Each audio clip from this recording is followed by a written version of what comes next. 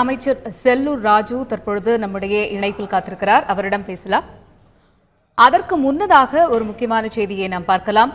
மக்கள் விரும்பினால் ராஜினாமாவை வாபஸ் பெறுவேன் என்று முதலமைச்சர் பன்னீர்செல்வம் தெரிவித்திருக்கிறார். இதனிடையே அமைச்சர் செல்லூர் ராஜு நம்முடைய இணைப்பில் காத்திருக்கிறார். அவரிடம் பேசலாம். அமைச்சர் செல்லூர் ராஜு, இணைப்பில் வந்தமைக்கு மிக்க நன்றி.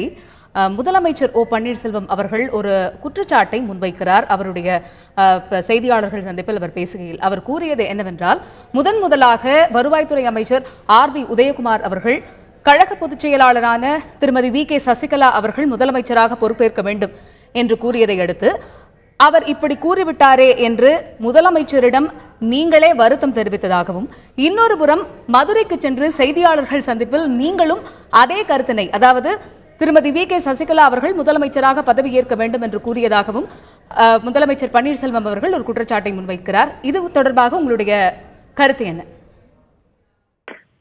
அதாவதுங்க, அவர் பேட்டி கொடுத்தது போறமே முழுக்க தவறான தகவல் சொல்றாரு.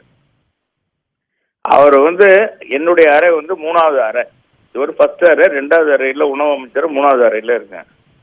நான் பேட்டி அந்த டிவியில வந்துச்சு. அப்ப போய் என்னண்ணே ஏதோ நம்ம முடிவு எடுத்திருக்கீங்களா, என்ன எது முடிவு எடுத்திருக்காங்களா என்னன்னு கேட்டேன். இல்ல ராஜு, எனக்கு என்னன்றது தெரியல, என்னன்னு பார்க்கணும் அப்படின்னு. இதுக்கு முதல்லயே நான் புதிய தலைமுறையில பொதுச் செயலாளரை தேர்ந்தெடுத்த விஷயமா என்கிட்ட கேட்கிறாங்க. இப்ப இது நான் 2வது முறை அவரை போய் சந்திக்கிறேன். முதல்லயே என்னுடைய இதுல புதிய தலைமுறையை நேர்முகாணல்ல அங்க ஸ்டுடியோவுக்கு போய் முத பொதுச் செயலாளரை தேர்ந்தெடுத்த உடனே உங்களுடைய இது என்னன்னு கேட்கிறாங்க. நேர்காணல்லையே நான் ஏற்கனவே சொல்லியிருக்கேன், அண்ணா திராவிட முன்னேற்ற கழகத்துல ஒரு பவர் சென்டர் தான் இருக்கணும், 2 பவர் சென்டர் இருக்கக்கூடாது. அதனால இன்னைக்கு பொதுச் செயலாளர் தேர்ந்தெடுக்க, நாளைக்கு நாங்கள் முதலமைச்சராக சின்னம்மா அவர்களை தேர்ந்தெடுப்போம் அப்படின்னு கேட்கிறேன். அதுக்கு அவர் கேட்கிறாரு, எப்படிங்க நீங்க இப்போ சின்னம்மா அவர்களை பொதுச் செயலாளர் தேர்ந்தெடுப்பீங்க, OPS இதுல இருக்காரு. அவரும் எங்களை மாதிரி தொண்டர் தான். ஏற்கனவே 2 முறை அம்மா அவர்களை அதை உட்கார வைத்து திரும்ப அவரை வெளியிருக்கிறார். அது மாதிரி சின்னம்மா அவர்கள் வந்த உடனே அவருக்கு தெரியும், 33 ஆண்டு காலம் அம்மாவோடு தோழியாக, சகோதரியாக, தாய்க்கு தாக இருந்தவங்க. அதனால அவர் பதவிக்கு வரும்போது அவங்க ஆட்டோமேட்டிக்கா இதாயிருவாங்க. 2வது பொதுச் செயலாளர் தான் தலைமை, அவர் தான் முதலமைச்சர் ஆகணும்னு அந்த இதைத்தான் அங்கேயும் வலியுறுத்திருக்கேன். அதுக்கடுத்து 2 நாட்கள் நம்ம தந்தி டிவிலையும் கேட்டாங்க, மற்ற டிவிலையும் கேட்டாங்க. நான் அதை சரி நான் கேட்டு அப்ப திரும்ப சொல்லும் போது என்ன சொன்னாங்க, கார்டன்ல இந்த மாதிரி நீங்க எதுவும் கொடுக்காதீங்க, பார்த்துக்கு செய்யுங்க அப்படின்ட்டாங்க. அப்புறம் நான் திரும்ப மதுரையில இருந்து மெட்ராஸுக்கு 2 நாள் கழித்து தான் மதுரைக்கு போறேன். மதுரைக்கு ஒரு ஃபங்க்ஷனுக்காக போறவங்க, அப்ப எங்க ஆபீஸுக்கு தந்தி டிவியும் புதிய தலைமை திரும்ப வேறு நேர்காணல் கேட்கிறாங்க. அங்க பேட்டி கேட்கிறாங்க. அது நேர்காணல்லாம் இல்ல, கிளாஸ்.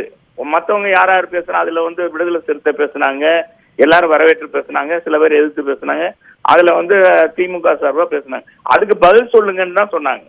அதுக்குள்ளதான் சொன்னனே ஒழிய இவர்கிட்ட போய் இந்த மாதிரி சொன்ன எந்த காலத்திலயும் இது இல்லை. அதிமுகன்றது ஒரு பவர் சென்டர் தான் அப்படின்னு நாங்க ஏற்கனவே அதிமுக தொண்டன் ஒவ்வொருத்தருக்கும் தெரியும். OPS இப்ப தடம் மாறி போயிருக்காரு. திமுகவுக்கு இவர் கைக்கூலி ஆயிட்டார்ன்றது அந்த சட்டமன்றத்துல நிறைவு நாள்ல நீங்களும் அந்த போட்டு பாத்தீங்கன்னா தெரியும்.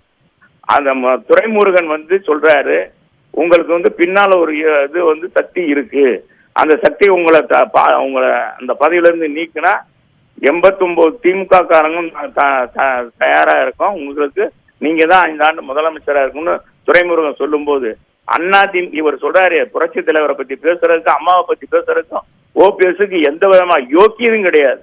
அவர்தான் சாமி கும்பிட்றாருன்னு சாமி என்னதான் இப்ப எல்லாம் எப்படிதான் வச்சிருக்க போகுதுன்னு தெரியல.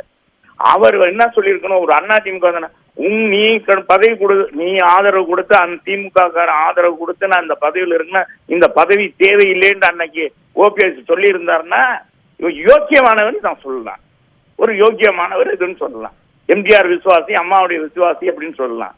ஆனா அன்னைக்கே இருந்தா தடமாறிட்டார். நான் உடனே எல்லாத்தையும் சொன்னேன். அப்பவே நம்ம எடப்பாடிட்டையும் சொன்னேன், ஆனா இந்த பதிவாக போகுது என்னன்னே துரைமுருகன் இப்படி சொல்றாரு, இவர் பேசாம இருக்காரு, அண்ணனை சொல்லுங்கண்ணே, சட்டமன்றம் முடிய போது சொல்லுங்க அப்படின்னு சொல்றேன் நான். அப்ப மாறினாரான்னு கேளுங்க, இது இருந்துச்சா இல்லையான்னு கேளுங்க. இவர்கிட்ட போய் நான் என்னைக்கு சொல்லியிருக்கேன்னா இவர் முதலமைச்சர் ஆகணும்னு சொல்லுவேனா? இதுல சின்னம்மாவுக்கு தான் இருக்கணும். நாங்க ஆரம்பத்துல இருந்து தொண்டனுடைய ஒவ்வொரு தொண்டன் ஒவ்வொருடைய நிர்வாகிகளுடைய உணர்வும் என்னன்னா சின்னம்மா தான் பொதுச் செயலாளரா இருக்கணும். இவரை வச்சு முகத்தை காமிச்சா போதுமா? இவர் இவரை பார்த்தா ஓட்டு போட்டுருவாங்களா? இந்த இயக்கத்துக்கு இவருக்கு என்ன சம்பந்தம்? அம்மா தான் உங்களுக்கு கொண்டாந்து வச்சாங்க. இன்னும் சொல்ல போனா சின்னம்மா தான் பலமுறை இவரை காப்பாற்றிருப்பாங்க, பலமுறை காப்பாற்றிருக்காங்க இவரை பற்றி. எனவே இவர் சொந்தமா இவருக்கு சுய செல்வாக்கு இருக்குன்னு சொன்னா இவர் மாவட்டத்துல அதிகமான ஓட்டு வாங்கி ஜெயிச்சிருக்கணும்ல. போடியில போய் நின்றாரு, போடியில் நின்று எவ்வளவு ஓட்டு வாங்கியிருக்காரு? மக்கள் செல்வாக்கு பெற்றவரா? இன்னைக்கு யாராச்சும் போற போக்குல யாரையும் புழுதுவாரி தூத்தக்கூடாது. நாங்கெல்லாம் அதிமுக தொண்டல, என்னை திமுகல எதிர்கட்சியா இருக்கும் எனக்கு கொலைகேஸ் போட்டாங்க, முதல் குற்றவாளி ஆக்குனாங்க. நான் அப்படி கட்சி மாறினா சுரம் போனேன். இந்த இயக்கத்திலே இருந்தேன். அம்மா அப்புறம் தான் எனக்கு இதே கொடுத்தாங்க, இடைத்தேர்தலில் வாய்ப்பு கொடுத்தாங்க. திரும்ப திமுக போட்டு அந்த வழக்கு இழுத்தாங்க. அத்தனை சோதனையும் தாங்கி கொண்டு என்னை இதாம்காக சொல்றேன், எத்தனையோ அதிமுக தொண்டன் இந்த இயக்கம் வளரணும், இந்த இயக்கம் இருக்கணும், புரட்சி தலைவர் கொள்கை இருக்கணும், புரட்சி தலைவர் அம்மாவுடைய கொள்கை இருக்கணும் அப்படின்ற அடிப்படையில் வாழ்ந்து கொண்டு இருக்கிற 1.5 கோடி அதிமுக தொண்டர்கள் ஒருவரா இருந்த ஓபிஎஸ் இன்னைக்கு உயர்வு கொடுத்து இன்னைக்கு நாடறிய உலகறிய செஞ்சிருக்க அம்மாவுக்கு அந்த கட்சிக்கும் இன்னைக்கு துரோகம் இழைத்திருக்காது. இவர் சொல்றாரு சிரிக்கிறது மிருகத்துக்குன்றார். ஹலோ, தொடர்ந்து பேசுங்க, உங்களுடைய கருத்துக்களை பதிவு செய்யுங்கள் திரு செல்லூர்ராஜ். இல்லங்க, பொதுவா இவர் சொல்றாரு சிரிக்கிறது மிருகத்துக்கும் மனிதனுக்கு வித்தியாசம்ன்றார். அம்மா வரும்போது இவர் சிரிச்சாரா? அந்த நீங்க உங்க சட்டமன்றத்துடைய தொடர் இதுல பாருங்க, அம்மா முதலமைச்சரா இருக்கும்போது இவர் அருகாமையில இருந்தாரு. என்றைக்காவது அவர்களை பார்த்து சிரித்தது உண்டா? இதே ஓபிஎஸ் நான் கேட்கிறேன், ஒரு நாள் சிரித்தது உண்டா? இது மாதிரி பேசாம இருப்பாங்களா? இந்த சோத்துல உப்பு போட்டு சாப்பிடுறவரா? இந்த அதிமுக வர போய் எவ்வளவு தூரம் உயர, சாதாரண டீ கடை வச்சிருந்தவரை இன்னைக்கு எந்த அளவுக்கு உயர்த்தி இருக்கிறது. 1.5 கோடி தொண்டன் அதிமுக தொண்டனுடைய உழைப்புல இந்த இயக்கம் வந்திருக்கு. இன்னைக்கு ரத்தம் சிந்தியவன், வேர்வை ரத்தம் சிந்தியவன், சிறைக்கு போனவன், சொத்தை இழந்தவன், சுகத்தை இழந்தவன், பெண்டாட்டியை இழந்தவன்லாம் இந்த இயக்கத்துல இன்னும் ஒரு பதவி கூட வரல. எம்ஜிஆருடைய கொள்கை இருக்கணும். எம்ஜிஆருடைய கொள்கை என்ன? குடும்ப ஆட்சி, அரசியல், அந்த ஊழல், கருணாநிதி என்ற விஷம். புரட்சி தலைவர் திமுகவுக்காக உழைத்தார். தன் ரத்தத்தை வேர்வையாக சிந்தி தான் அந்த இயக்கத்தை வளர்த்தார், பட்டி தொட்டியெல்லாம் வளர்த்தார். அப்படிப்பட்ட இயக்கத்தை புரட்சி தலைவரை, அதே கருணாநிதி முதலமைச்சராக புரட்சி தலைவர் காரணத்துக்கு காரணமா இருந்தவரை தூக்கி எறிஞ்சது அந்த குடும்பம். அந்த குடும்பத்தோடு ஒட்டு உறவு வைத்துக் கொண்டு அதிமுக தொண்டனா, எம்ஜிஆர் தொண்டனா, புரட்சி தலைவர் தொண்டனா? புரட்சி தலைவர் துச்சாதமாக சேலை பிடித்து இருந்ததான் துரைமுருகன். அவனோட இவர் பேசுவாரா, சிரிப்பாரா? சிரிக்கிறது இதுதான். இது நாட்டு மக்கள் நம்புவாங்களா? யார் எதை பேசினா உடனே ஒரு பேட்டி கொடுக்கறேன்னா எதுவும் பேசுறதா? ரத்தம் கொதிக்குதுங்க. நான் இப்ப அவருடைய பேட்டியை பார்த்தேன். அவருடைய பதவிக்கு, அவருடைய நடந்து கொடுத்த முறைக்கு இதெல்லாம் அழகா? போற போக்குல யாரை பற்றி சொல்வதா? அதிமுக இன்னைக்கு மதுரை மாவட்டத்துல எவனாச்சும் நாங்க எதுவும் தள்ளி நின்று யாரும் சொல்லுவாங்களா?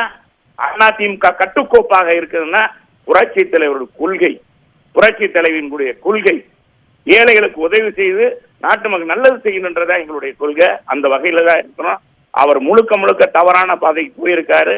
இன்றைக்கு பதவி வெறியை பிடித்து அவர் கலைந்திருக்கிறார் என்பதுதான் அவருடைய பேட்டி சாராம்சம் என்பதை நான் இந்த மக்களுக்கு தெளிவுபடுத்த கடமைப்பட்டிருக்கிறேன்.